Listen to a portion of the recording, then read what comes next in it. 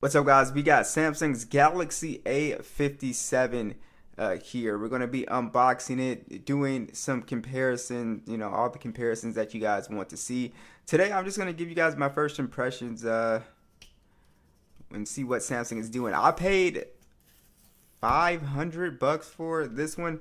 I think when Samsung launches like the actual US version, I think it'll be like $550. I think I'm pretty sure, but this one on eBay was like 500. But this is the international model, so the international model, like this one right here, will work on like T-Mobile. That's why I got it, because I'm on T-Mobile. It'll work on stuff like that. So just a heads up, if you do buy, you just want to make sure it'll work with your carrier. This thing has gotten crazy thin. This has gotten like way thinner than the A56. It's also way lighter as well. We're at around 179 grams. And we do have IP68 now, so we do move from 67 to 68. And also we do have kind of a little design change here around the camera. You guys can see it has a kind of a blue color here. It's still kind of gray inside on this part here. But it's still, that glossy back here. You still have the metal sides here with the little kind of bump right here as well. And yeah, it doesn't look all that much different from the A56. Just some slight, I guess, improvements. In the box, we get our SIM ejection tool, and we'll get a Type-C to Type-C cable. So that is pretty much going to be it. As far as the color, guys, it's a very, very pale blue. Let me grab the... This is a S24 FE, so just for reference, so you guys can see, it's pretty pale.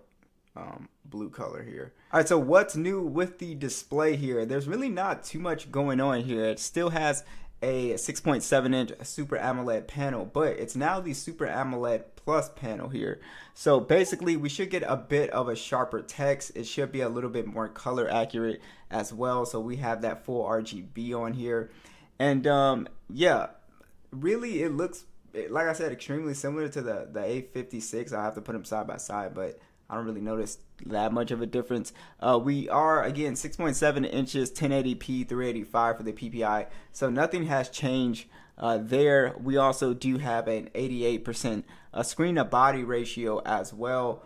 So the bezels aren't too bad. So let me pull up some full screen content. So this is what the video looks like. Full screen, again, not too bad. We have 1900 nits peak brightness, and we still have the Gorilla Glass Victus Plus. We are supposed to basically see, like, I guess the main upgrade with the display would be like better text. So the text is supposed to look a little bit sharper. It looks fine, but I'll have to put it to the A56. But so far for the display, it's just the same old kind of display that we've been getting. Slightly, I guess, a bit more efficient here. If you want that more vivid color profile, we should be able to come into the settings here and turn the vividness slider up so we get that kind of punchier colors when we're playing games and stuff like that. So yeah, the display is fine. I don't really have any issues with it, for the most part. So it's still HDR10 plus, still 120 hertz. So no big deal with the panel here. All right, so let's talk about some benchmarks and software.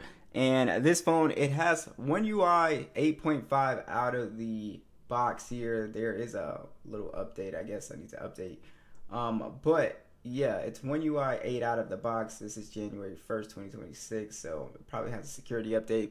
But yeah, so you get that off the box. You get 6 years of major OS updates, and we also have the Exynos 1680 on here as well. It has 128 gigs of internal storage and 8 gigs of RAM here. I did run the Geekbench scores here. Sometimes the Geekbench scores can be a little finicky, so you probably have to run them multiple times. But this is a score that I got the first time, so you guys can see how that compares.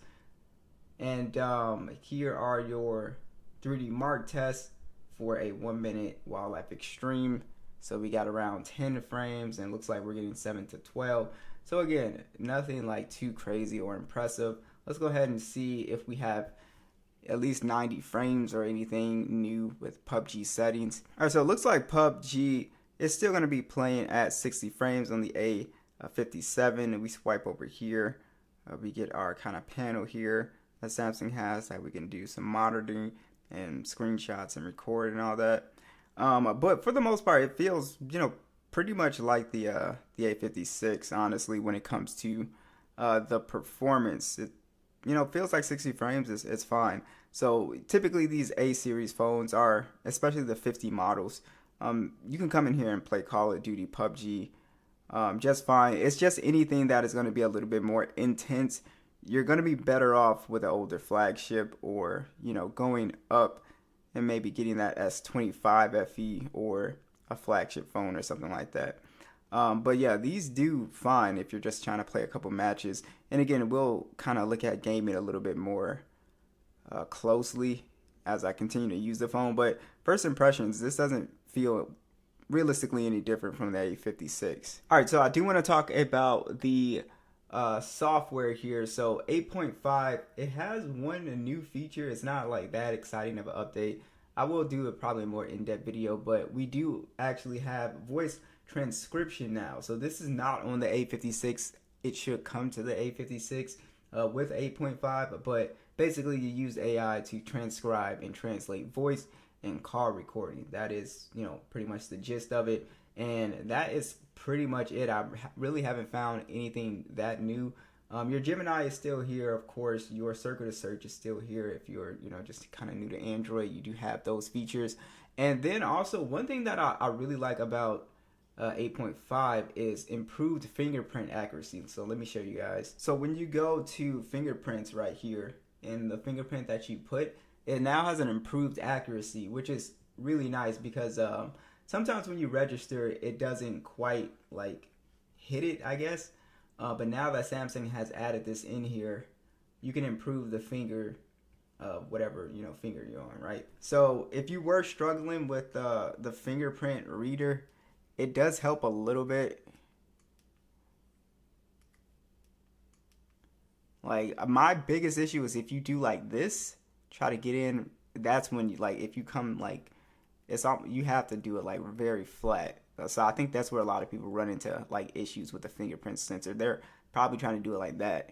But yeah, so they do have that feature that will improve the accuracy. And I mean, just flying through the UI, the new chipset, it's not really that big of a deal. It's like 10 to 15% quicker. So I believe with the specs, it'll have a little bit less heat, more stable performance over time, and slightly better battery life. But I don't think that it's worth I don't really think it's better than the A56. Honestly, 10 to 15% better performance. Let's see if we got any noticeable improvement with the speakers.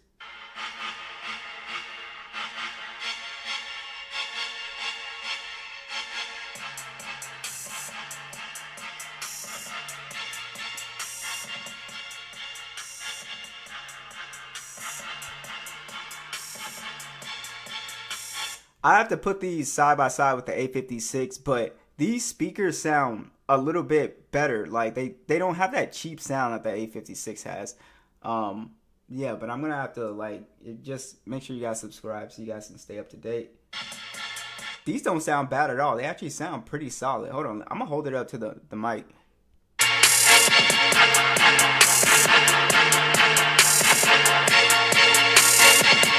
Like they sound pretty good. I mean, it could use a little work on that low note on the bass, but the overall sound quality is pretty clear and pretty good mids on here. Overall, just a nice vibrant, bright sound with pretty good bass quality. So I would say the speakers are actually pretty good. They sound like they've actually been improved. My first impressions of the cameras, Samsung has not changed the cameras. To me, again, looking at my A56 and looking at this, they look exactly the same. So there's, I think, no real camera upgrade here, especially the video. That was the one thing I was like, well, maybe they'll improve the video so it looks a little bit better, better dynamic range. But no, like I said, I have to look at it. They're supposed to be improving the color and stuff like that with the AI, blah blah blah. Realistically, no, the photos pretty much look the same.